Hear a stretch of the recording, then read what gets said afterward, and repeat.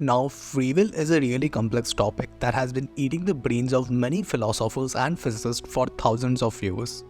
But how did this problem emerge on the first place? And does this philosophical problem holds any relevance to 21st century? The problem of free will started by the contradiction of two straightforward ideas. One is determinism, that whole universe is a grand mechanical structure and works on some basic laws of physics. That means that given the present state of universe, you can predict the past and the future. Now, another idea that we have is that we are a free individual and we can make our own decisions in spite of physical laws governing our body.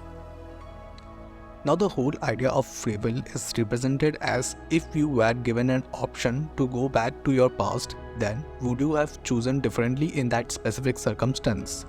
Imagine you went to a restaurant and the waiter gave you two options to choose between two wine. One is red wine and another one is rose wine.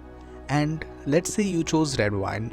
Now imagine if you were given the option to go back in your past, then could you or would you have chosen differently than what you already chose? Now, our choices are merely a form of electrical impulses traveling in our brain which are governed by the laws of physics.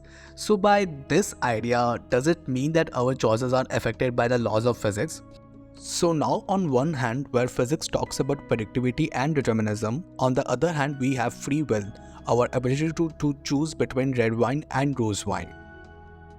Now, once you have understood the problem of free will, let's dive into the possible solutions of it.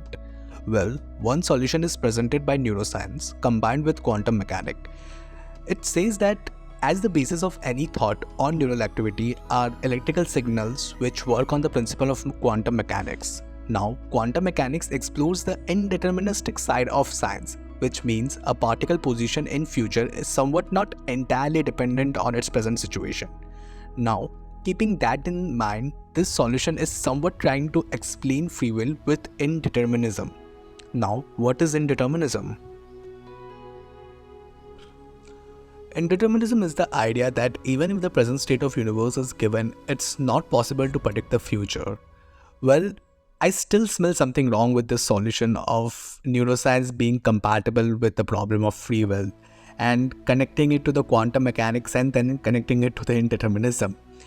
Because a critique to this solution is presented where it's even said that even if the quantum actions are random and indeterministic, how does that explain our own will and choice to choose between red wine and the rose wine? It basically says that free will is not even compatible to indeterminism, which actually makes sense because, alright, our actions are not exactly random, is it? Now, there is another solution that explores the idea that some people might be freer than others, like free will is somewhat quantified to our belief system.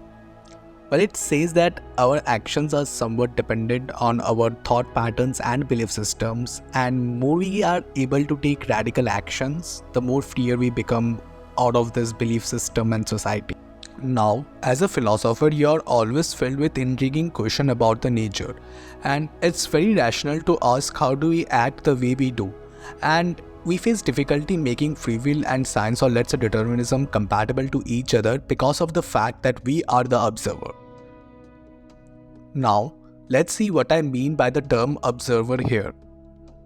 Now, any knowledge or understanding of any subject happens with an exterior system observed and understood by the observer.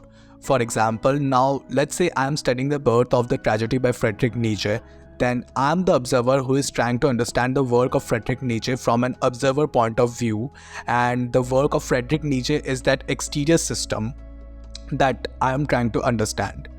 Another way of putting it is any kind of knowledge is just an interaction between the interior system, that is the observer, trying to find logic, sense of rationality with correspondence to the exterior system, that is the subject of matter the observer is intended to study or understand. Now, when it comes to the study of free will, it is a very fundamental essence of the observer. And going with my prior argument that knowledge is the interaction between the observer and the exterior system it's trying to study, it becomes very complicated and non-intuitionable, because to study free will we have to consider free will as an exterior system, which is fundamentally very contradictory, because free will is the very basic essence of an observer. Our will to think, our will to find sense of rationality in the exterior system is what defines us as an observer. And that's why free will becomes a really complicated problem for the philosopher and has trolled the philosopher for ages.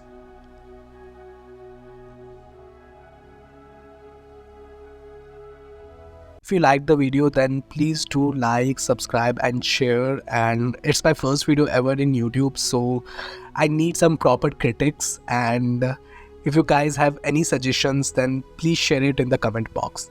I will see you in the next video.